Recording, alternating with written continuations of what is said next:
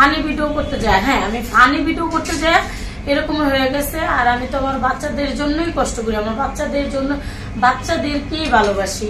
তো funny content তৈরি করতে যায় যে এত বড় একটা জিনিস হয়ে যাবো আমি কখনো বুঝতে পারি না।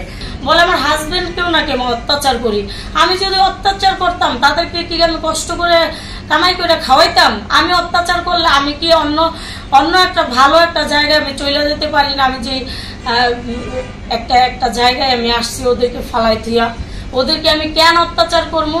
ওনারা বলছে যে মামলা দিয়ে দিবে আমাকে, কোনো রকমের ক্ষমা বলছে যে ওনারা ক্ষমা করলে হবে না, জনগণ ক্ষমা করতে হবে। এর জন্য যদি জনগণ ক্ষমা করে দেয়, তাহলে যদি ওনারা ক্ষমা করে দেয় তাহলে তো এর জন্যই আজকে আমি সাংবাদিক ভাইদেরকে আমি বলছি, ওনারাও আমাকে 2 দিন যাবৎ ফোন দিচ্ছে। এই জন্য বললাম যে এটাতেই আমি ওনাদের 2টা আর কি কথা ছিল যে মামলা দেবে। তখন আমি আরো বললাম যে ভুল হয়েছে, মাফ করে দেন। আমি ওখানে সাংবাদিক ছিল, আমি কথায় কথায় 2টা কথা বলতেছি, আমি মনে হয় 5 বার মাপ চাচ্ছি। 2টা কথা বলি এরকমের, এই টাইপের আমার জীবন। আপনি মাপ চাবেন কেন? আপনি কোনটা ভুল? ভুল থেকে মানুষ শিক্ষা নেয়, ভুল থেকে কি আপনি সংশোধন হয়েছেন? আমরা দেখেছি আপনার সন্তান, যেই সন্তানটা মেয়ে বাবু ঘুমিয়ে আছে, তাকে আপনি ঘুমের মধ্যে ফল খাওয়াচ্ছেন এবং কেনু দিয়ে ধাক্কা দিচ্ছেন। আপনি মা হয়ে এটা আপনি আপনার সন্তানকে কেয়ার করবেন, সেখানে আমি তো কেয়ার করি। আমি যদি কেয়ার না করতাম ওরা তো আর এরকম না। আমার অল ফ্যামিলি নিয়ে কিন্তু আমার যাওয়া হয়েছিল ওই ইয়েতে। আমার হাজবেন্ড কথা বলতে চাইছিল, ক্যামেরার সামনে দেয় নাই। তারপরে এখন ওনারা বলছে আমরা একটু বলি, আমাদেরকে একটু নেন। এখন আশেপাশে থেকে নিতে পারে, কিন্তু ওনাদের কোনো মৌখিক কথা ওনাদের, আমার ছেলে কথা বলতে চাইছে, ওনাদের মৌখিক কোনো কথা নেয় নাই। ওনারা চাইছে, বলছে যে আমাদের কোনো অসুবিধা নাই, আমাদের কোনো ক্ষতি করে নাই। আর আমরা আমার হাজবেন্ডকে তাও জিজ্ঞেসে ক্যামেরার বাইরে যে আপনাদের একটা কথা জিজ্ঞেস করছে, একটা না কি জানি জিজ্ঞেস করছে, দূর থেকে আমি শুনলাম। আমার কখনো একটা ইউটিউব চ্যানেল নাই, আমার কখনো ফেসবুক পেজ নাই।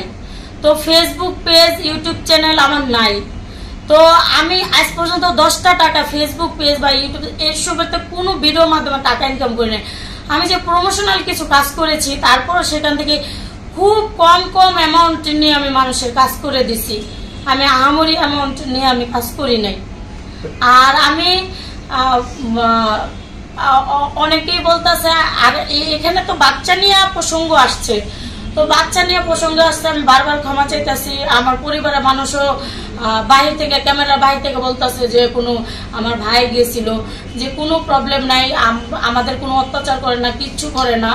তো আমার হাজবেন্ডকে মনে হয় জিজ্ঞেস করছিল আপনাকে কিছু আর কি ক্যামেরার বাইরে সম্ভবত, যে কিছু না আমাদের কোনো প্রবলেম নাই।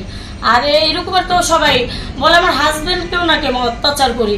আমি যদি অত্যাচার করতাম তাদেরকে কি আমি কষ্ট করে কামাই করে খাওয়াইতাম? আমি অত্যাচার করলে আমি কি অন্য একটা ভালো একটা জায়গায় আমি চলে যেতে পারি না? আমি যে একটা জায়গায় আমি আসছি ওদেরকে ফালাই থিয়া, ওদেরকে আমি কেন অত্যাচার করবো?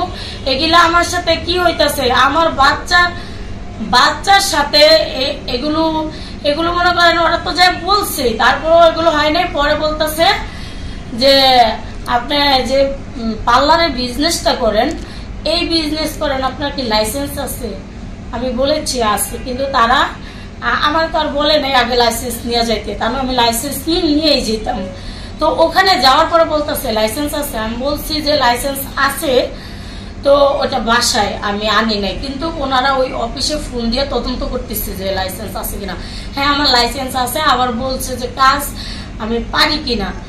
তো কাজ আমি মূলত পারি না, কিন্তু পারি না বললে একেবারে ভুল হইব। আমি এক জায়গায় কাজ শিখছিও, খুব সুন্দরভাবে কাজ শিখছি, আর এখনো সার্টিফিকেট নেওয়া হয় নাই।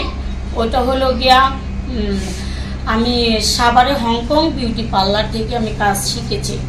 আমার সমস্ত কাজ আমার সাভার হংকং পার্লার থেকে কাজ শেখা, কিন্তু ফুলফিল কাজ আমার শেখা হয় না।